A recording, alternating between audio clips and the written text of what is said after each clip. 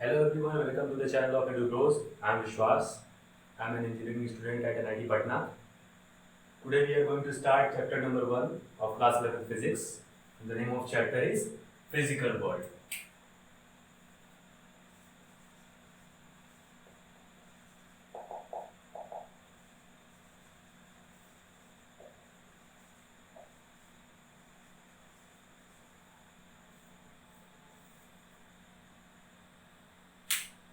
Okay तो ये chapter basically एक इंट्रोडक्टरी चैप्टर है। इसमें सभी कॉन्सेप्ट अपने बहुत ही मॉडरेट वर्जन्स में दिए हुए हैं, तो इसमें बहुत ज़्यादा डिटेल में नहीं जाएंगे। जैसा इस चैप्टर का मकसद है कि आपको इस पूरे कोर्स का एक ओवर मिल जाना चाहिए, तो सेम हम लोग भी वही करेंगे। हम लोग भी इस पूरे चैप्टर में जितने भी इसमें कॉन्सेप्ट दिए हुए हैं उसको अच्छे तरीके से समझने की कोशिश करेंगे। ठीक है, ओके स्टार्ट करते हैं। सो चैप्टर की स्टार्टिंग एक सवाल से होती है, व्हाट इज साइंस। आप लोग बेसिकली साइंस के स्टूडेंट हैं और ये इसकी डिफिनीशन वगैरह तो हम लोग जो है कि बहुत पहले से ही बचपन से ही पढ़ते आ रहे हैं। ठीक है, तो साइंस को कैसे डिफाइन किया गया है इस चैप्टर में। Science is a systematic attempt to understand a natural phenomena and use the knowledge gain to predict, modify and change phenomena. Okay, let me write first this definition.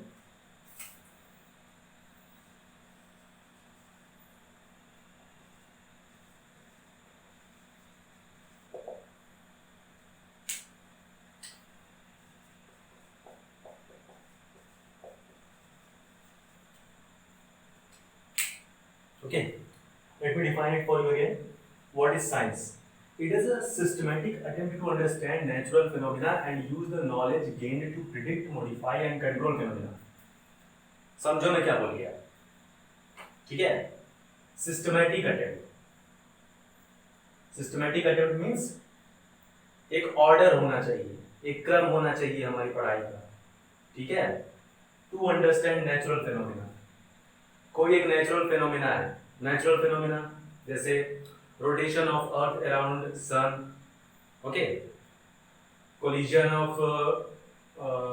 of two particles, that is also natural phenomena. Earthquake, all these things are natural phenomena. अब करते क्या है, systematic तरीके से हम लोग उस natural phenomena को समझने की कोशिश करते हैं। ठीक, और उस नेचुरल फिनोमिना को समझने की कोशिश में जितना भी हमें जो जानकारी मिली, नॉलेज गेन, जो भी हमें जानकारी मिली, ठीक है, उस नेचुरल फिनोमिना को समझने में अब हम लोग उसका इस्तेमाल करेंगे predict, modify and control the phenomena. Okay, तो जिस फिनोमिना की हमने पढ़ाई की उससे नॉलेज इकट्ठी की, अब उस नॉलेज का इस्तेमाल हम लोग क्या करेंगे, प्रिडिक्ट यानी पहले से उसके बारे में, उसके फ्यूचर के बारे में अंदाजा लगा लेंगे। मॉडिफाई, उसको बदलने की कोशिश में। कंट्रोल, हो सके क्या आप उस फिनोमेना को कंट्रोल कर सकते हैं क्या इतनी पढ़ाई करने के बाद। ठीक है, तो ये हुआ, this is definition of science. ठीक है, example for example, let's take an example. जैसे अर्थ रिवॉल्व्स अराउंड सन। बहुत दिन लग गया इसको पता करने में, आप लोग भी जानते हैं। ठीक है, बहुत सारे साइंटिस्ट ने जो है कि इस पर अलग अलग थ्योरी दी अपनी, बहुत सारा रिसर्च हुआ इसके ऊपर। ठीक, Kepler's, Galileo and finally Newton, आज तक भी इसके ऊपर सब रिसर्च चल ही रहा है। तो इस मोशन को समझा गया, ठीक है, बहुत जानकारी इकट्ठा की गई इस बारे में। अब हमको क्या इस्तेमाल देखने को मिलता है इसके बारे में। ठीक है, बहुत एक्यूरेटली हम लोग सोलर इक्लिप्स, लूनर इक्लिप्स, इनके बारे में जानकारी इकट्ठा जो है कि पहले से ही बता सकते हैं। कोई एस्टेरॉयड धरती से कितनी दूरी से जाने वाला है, अब इसके बारे में बता सकते हैं। कैसे? Because we made a systematic attempt to understand the natural phenomena, the phenomena of earth revolving around the sun. ठीक है, समझ में आ रहा है? तो अच्छा, नहीं समझ में आ रहा तो एक और एग्जांपल लेते हैं। For example earthquake. अर्थक्वेक जब आता है, कितना कितना बड़े स्केल का डिजास्टर होता है ना। तो अब हम लोगों ने क्या किया, वो भी एक नेचुरल फिनोमेना है। क्यों? टेक्टोनिक प्लेट्स एक दूसरे को ओवरलैप कर रही हैं, उसकी वजह से जो है कि टेक्टोनिक डिस्टर्बेंस की वजह से अर्थक्वेक आता है। उसकी हमने पढ़ाई की, ठीक है, उसका हमने उससे बहुत सारा डेटा इकट्ठा किया, ठीक। अब जो ये नॉलेज हमें गेन हुआ उसका इस्तेमाल हम लोग क्या करते हैं, क्या प्रिडिक्ट और कंट्रोल तो नहीं है, लेकिन हम लोग मॉडिफाई कर सकते हैं। मॉडिफाई क्या कर सकते हैं, मॉडिफाई हम लोग जो है कि देखो मॉडिफिकेशन का कैसे इसमें एप्लीकेशन आ रहा है, हम लोग अर्थक्वेक जोन्स बनाते हैं, ठीक है, अर्थक्वेक जोन्स डिसाइड किए गए हैं, उसके आधार पे क्या होता है कि जो हमारी अब जो है कि बिल्डिंग बनेगी, जो बिल्डिंग स्ट्रक्चर बनेगी वो वो स्ट्रक्चर डिपेंड करेगा उसका कैसा उसमें जो है कि मटेरियल यूज होना चाहिए, कैसा उसका डायमेंशन होना चाहिए, वो डिपेंड करेगा कि आप कौन से अर्थक्वेक जोन में हैं, ठीक। ये दो एग्जांपल्स हम लोगों ने इसको समझने की कोशिश किया। चलो आते हैं ब्रांचेस ऑफ साइंस के ऊपर। आप लोग पीसीएम या पीसीबी में होंगे, ठीक है। PCM physics chemistry mathematics, PCB physics chemistry biology, क्या है, these are the branches of science, various disciplines of science. और हम लोग कौन से डिसिप्लिन के बारे में पढ़ रहे हैं, हम लोग पढ़ रहे हैं फिजिक्स के बारे में। So how do we define physics, how do we define physics, ठीक है। तो हम आपकी बुक में एक लाइन दे रखी है कि the precise definition of physics is neither possible nor necessary, ठीक है। वो ना तो वो पॉसिबल है ना ही उसकी जरूरत है, which kind of make sense, right. क्योंकि जो डेफिनेशन हम लोग साइंस के लिए यूज कर सकते हैं वही डेफिनेशन हम लोग फिजिक्स के लिए भी यूज कर सकते हैं, आखिर हम लोग वही कर रहे हैं। सिस्टमैटिक अटेम्प्ट से हम लोग नेचुरल फेनोमेना को जो है कि उसकी पढ़ाई करेंगे, उसको समझने की कोशिश करेंगे, और जो भी उस नॉलेज से, जो भी हमें नॉलेज उससे जो है कि मिला है, अब उसका इस्तेमाल करेंगे प्रिडिक्ट, मॉडिफाई और कंट्रोल करने में किसी और फेनोमेना को, ठीक। बट फिर भी आपकी बुक में आगे डिफाइन कर रखा है उसने एक लाइन में, ये लाइन कई बार आती है कि physics is the study of nature and natural law. Okay, let me right this also, physics is the study of nature and natural laws. Okay, study of nature and natural laws, ये भी definition हम लोग बिल्कुल दे सकते हैं इसके लिए, physics के लिए। Okay, so again let's come back to science. तो साइंस में क्या था कि हम लोग किसी भी चीज का अप्रोच रैंडम नहीं रखते हैं। हालांकि हमको पहले हो सकता है कुछ रैंडम रिजल्ट्स मिले, लेकिन किसी भी एक सब्जेक्ट को पढ़ने के लिए जो है कि हम लोगों का जो अप्रोच होता है वो रैंडम नहीं होता है, स्पेशली फॉर साइंस। और भी सब्जेक्ट ऐसे ही होते हैं। तो साइंस में जो हम लोगों का मेथड है, साइंटिफिक मेथड कहते हैं उसको। अब देख लेते हैं कि साइंटिफिक मेथड में हमारे कौन कौन से स्टेप्स आते हैं, ठीक।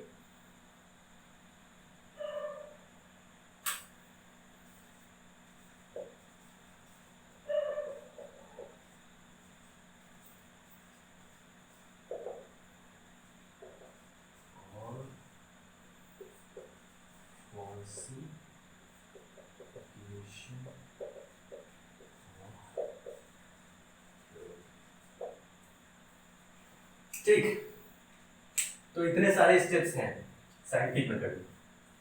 ये ऑर्डर आपकी बुक में दे रखा है, ठीक है। Systematic observation and controlled experiment.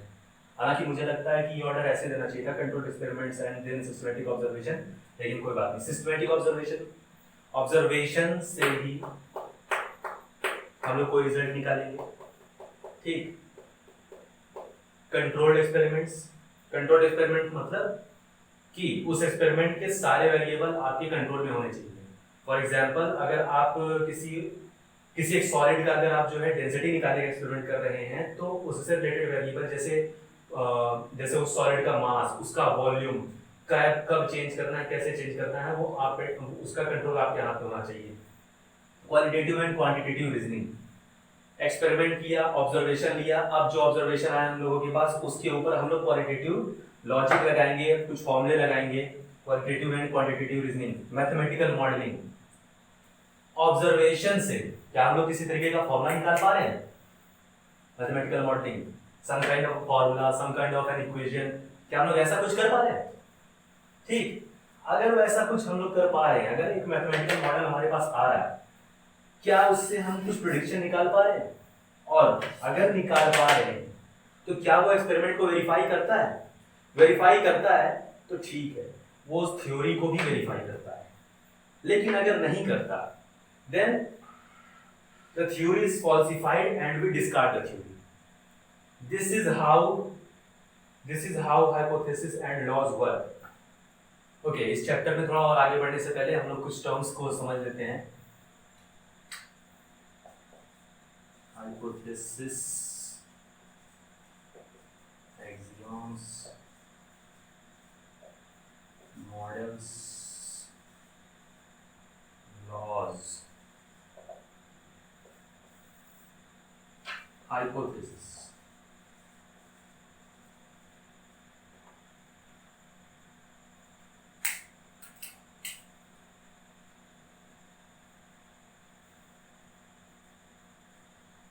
It is a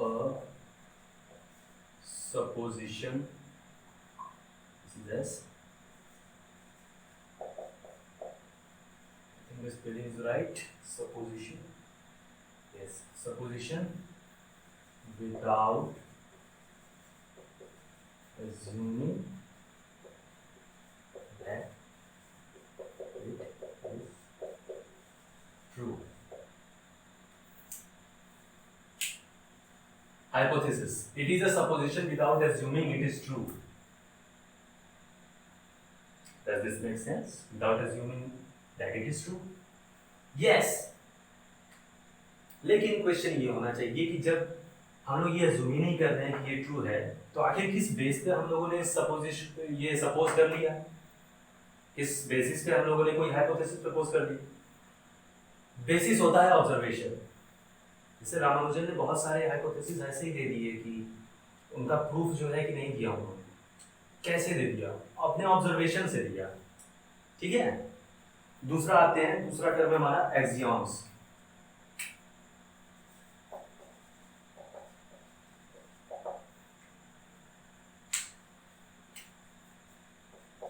These are self-evident truths.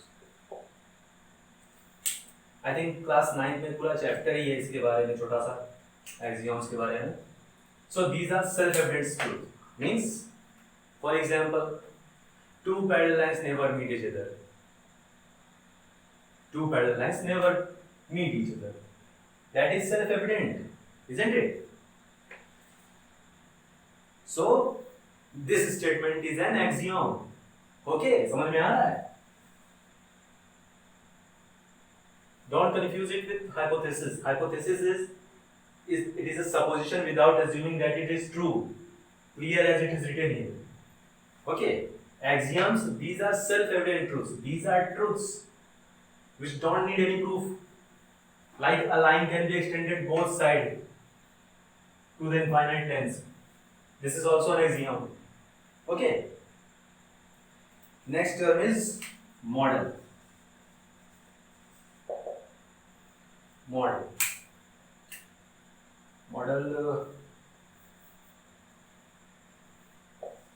A theory proposed to explain a phenomenon or phenomena, plural of phenomenon is phenomena. Okay, so model, a theory proposed to explain a phenomenon. For example, Thomson's model of atom, the plum pudding model of atom. What was the phenomena? Phenomena was क्या phenomena? वो model किस phenomena को जो है explain करता था? Model explain करता था charge neutrality of atom. Atoms are neutral in nature, ठीक है, उनके पास कोई नेट चार्ज नहीं होता,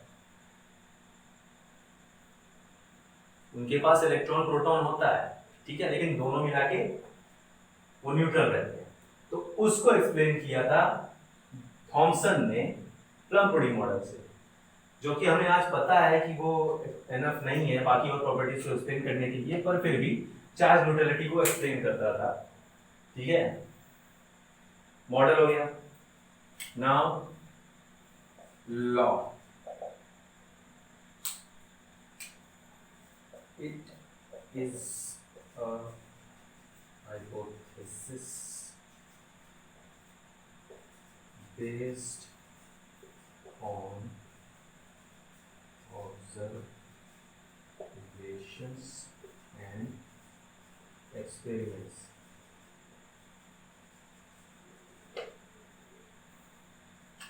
It is a hypothesis based on observations and experiments. What? Hypothesis? It is a hypothesis. Yes, it is a hypothesis. But there is a base that our law is according to observations and experiments. Okay? I think this must be clear. Examples of many laws are there. Newton's law, Coulomb's law, Ampere's law, etc. and many more. You will be getting familiar with more and more laws as we proceed in our discussion. So, hypothesis, it is a supposition without assuming that it is true. Axioms, these are self-evident truths. Model, a theory proposed to explain a phenomena. Law, it is a hypothesis based on observations and experiments. Some more terms are there. In your book. Let me write them. Unification and reduction. तो unification कैसे explain करते हैं? Physics में क्या करते हैं हम लोग, अलग अलग फिनोमेना को हम लोग एक ही लॉ, एक ही थ्योरी से एक्सप्लेन करने की कोशिश करते हैं। This process is known as unification. ठीक है, जैसे an apple falling from a tree, an apple falling from a tree can also be explained by Newton's law of gravitation, and earth revolving around sun can also be explained by Newton's law of motion. Okay, reduction. In reduction, what we do is we try to understand the property of bulk. Reduction में देखो, unification में समझो फिर से समझो। Unification में क्या करते थे? यूनिफिकेशन में हम लोग कई फिनोमेना को, अलग अलग फिनोमेना को कुछ ही लॉज से एक्सप्लेन करने की कोशिश करते थे। जैसे कि सेब का पेड़ से गिरना, ठीक है, प्लैनेट्स का सूरज की तरफ या फिर उनके रिस्पेक्टिव स्टार्स की तरफ चारों तरफ चक्कर लगाना, उसको हम लोग न्यूटन्स लॉ ऑफ ग्रेविटेशन से समझ सकते हैं। दैट्स इट, ये समझ में आ रहा है यूनिफिकेशन। रिडक्शन में क्या होता है, एक हमारे पास सिस्टम है, वो ज्यादा कॉम्प्लेक्स है, बल्क सिस्टम, कॉम्प्लेक्स सिस्टम, उसको हम लोग क्या करते हैं, उसको हम लोग जिन कॉन्स्टिट्यूएंट्स, जिन चीजों से वो मिलके बना है, ठीक है, जिनका नेचर, जिनकी प्रवृत्ति थोड़ी सिंपल है, हम लोग उससे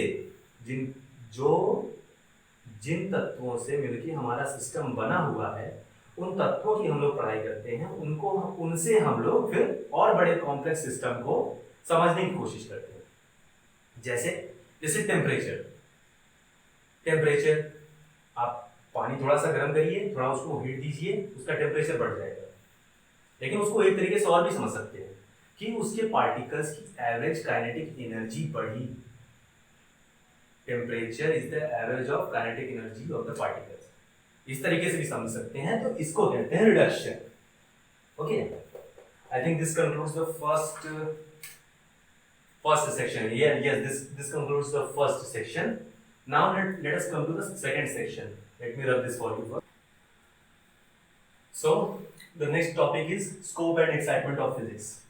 Scope इंजीनियरिंग के बाद बहुत स्कोप है भाइयों। स्कोप, ठीक है, चलो सीरियस होते हैं।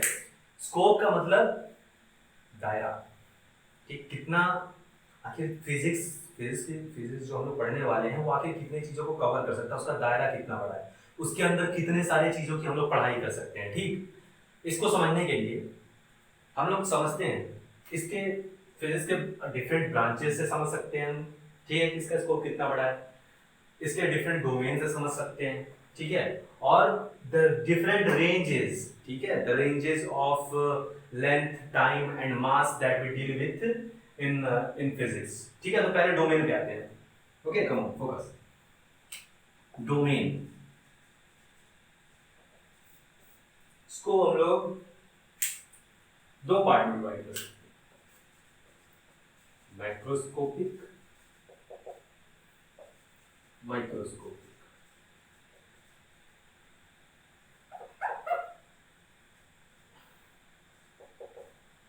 ठीक है, और एक recent, there is a recent development in the domain of physics that is called mesoscopic.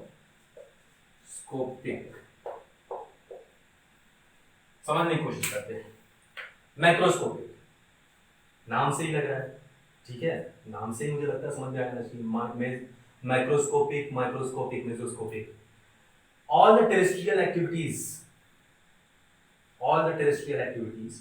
For example आप लेबोरेटरी में काम कर रहे हैं पेंडुलम पे, ठीक है, पेंडुलम एक्सपेरिमेंट में आपको टाइम पीरियड निकालना होगा, स्कूल में कभी करना हो तो, ठीक है, न्यूटन्स थर्ड लॉ वेरीफाई करने के लिए एक्सपेरिमेंट होते हैं और बहुत सारे एक्सपेरिमेंट होते हैं, ठीक है। तो वो सारे एक्सपेरिमेंट जो terrestrial, that we can observe in our terrestrial environment, वो आते हैं microscopic domain.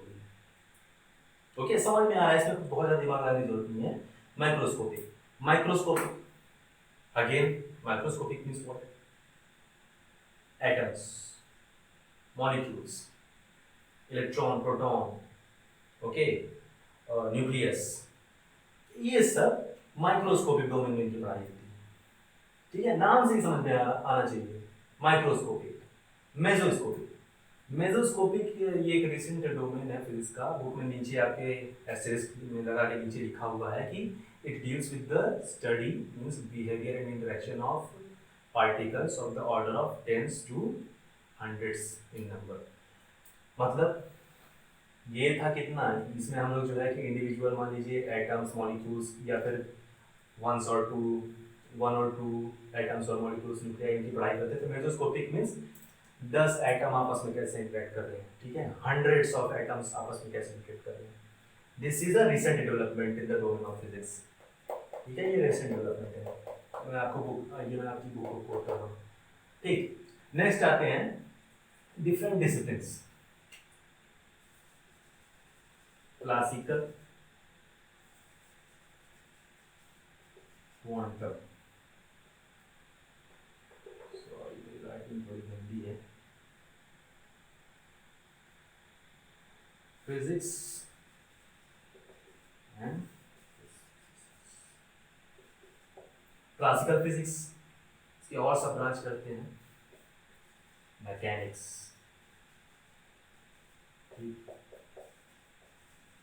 Thermodynamics, optics, electrodynamics,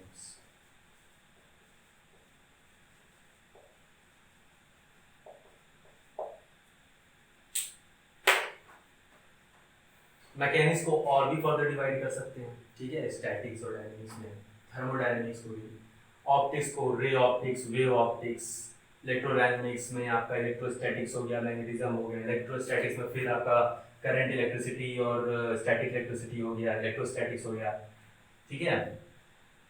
classical physics के प्रिंसिपल्स को जब हम लोग एटम्स और मॉलिक्यूल्स और न्यूक्लियस को समझने के लिए हम लोग इस्तेमाल करते हैं, तब हमको ये पता चलता है कि ये काफ़ी नहीं है। तो इसलिए ये रिसेंट डेवलपमेंट है ब्रांच ऑफ फिजिक्स का, खास तौर पे सिर्फ उन्हीं को समझने के लिए, ठीक है। इसका एप्लीकेशन, इसको आपको बहुत ज़्यादा नहीं पढ़ना है, ठीक है। इसका थोड़ा सा जो है कि केमिस्ट्री के सेकंड चैप्टर में शायद इसका थोड़ा सा आपको थोड़ा सा कुछ एक ग्लिम्स दे दिया जाएगा, दैट्स इट। अब आते हैं range of length, time and mass that we deal in physics, okay. Range of length, range of time and range of mass, ठीक। Range of length, 10 to the power minus 14 even less meter to 10 to the power 26 meter. 10 to the power minus 14 meter. You can imagine 10 to the power minus 14 meter. 10 up to 10 to the power 26 meter. This is of the order of nuclear diameter.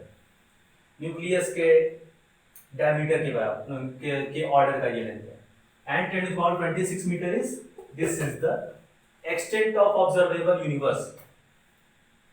Extent of observable universe. So length, the range of length that we study in physics is of the order from the nuclear diameter to the extent of the observable universe. Okay. अब range of time कैसे निकालें? The fastest speed is the speed of light. उससे अगर हम इन दोनों को divide करते हैं तो हमको रेंज ऑफ टाइम भी आराम से मिल जाएगा.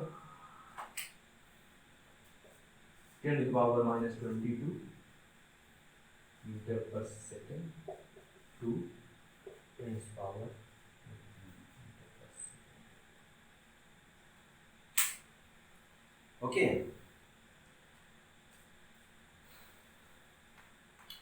And range of mass of the order of 10 to the power, sorry, not meter per second, that यही मैं सोच रहा था कि मैं क्या बोल रहा हूँ, second, sorry ma'am, extremely sorry, यही मैं सोच रहा था कि मैं कुछ गलत कर रहा हूँ.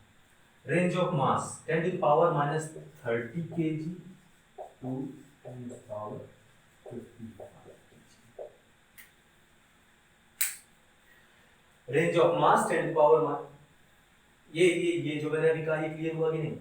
मैं मीटर पर सेकंड की मैं यूनिट डाल रहा था वो गलत है, ठीक है. Range of time 10 to the power minus 22 second to 10 to the power 18 second. Okay, part important. Range of mass 10 to the power minus 30 kg to 10 to the power 55 kg. mass of the order of mass of electron to the mass of observable universe. ये है हमारा scope and excitement of physics. ठीक है, इतना बड़ा हमारा scope है. ठीक है, अब 1.3 जो सेक्शन 1.3 है फिजिक्स टेक्नोलॉजी एंड सोसाइटी, मैं चाहता हूँ आप खुद पढ़ें. ठीक है, क्योंकि उसमें बोलने के लिए बहुत ज़्यादा है. उसको आप खुद पढ़िए, खुद अप्रिशिएट कीजिए उसको. ठीक है, नेक्स्ट सेक्शन लेट मी